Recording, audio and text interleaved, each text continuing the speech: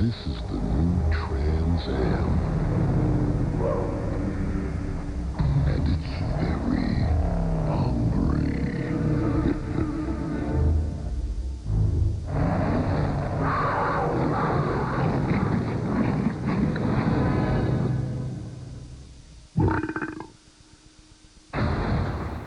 Hey guys, welcome back to the channel, Pitbull's Garage, and today, as you can see in the title, we'll get another car for the channel. Already got the truck and trailer, so come on with the journey, see what I'm about to pick up. It is one of my dream cars, so I was happy to find it. So let's go ahead and pick it up. Go ahead and headed down to the highway. Jump on this road on this nice December 24th. So, well, hopefully this car is everything he says it was. So, and we have another car to build for next year. You know, we're gonna keep the channel growing. So, all right, guys, gonna jump on old 70 highway. It's about an hour out, so I'm not one for filming driving there, because shit, you came here to see the car. So we're gonna pick this camera back up once we get there. Well, there she is. She was a headache to get on, but she's on there. New car for the channel. Ain't really decided what setup. As you can see, sitting up at the front, I don't have a motor or transmission, so really clean for 98. So we headed back now. Like I said, she didn't want to get on the trailer too easy. She kind of went over a little bit. It happens. Too much manpower, I guess. But I don't know if you can see her, but she's back there. We ain't got a name for her yet or anything like that. We're just gonna try to make this trip back home safely, please, Lord. Let us make it back safely and unload her safely and get her in driveway. And we're gonna take a nice walk around on her. So see you when I get there. And there she is. She made it. So now the fun part, to get her off the trailer with no brakes.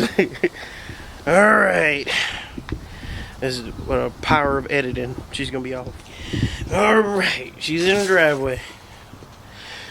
Yeah, been a long day. But yeah, there she is. She's dirty, but clean. Ain't no rust. I really don't see too much like cracking, or I need to fix this little piece up here, but a little H need to be popped in. Hood got a little paint peeling, but nothing you can't fix. Don't know if the T-tops leak. It haven't been raining in a couple of days, so I tried to fill the carpet. It definitely needs to be clean on the inside. All the parts are back there. Like I said, don't have motors to drive shaft, and so for whatever reason they pulled the carpet up. So there's the inside door panel, and as far as I can see by just glancing at it, it's like a little piece over there by the airbag, but the dash looked pretty good. Of course, the seats need to be redone. Door panel need to be put back on.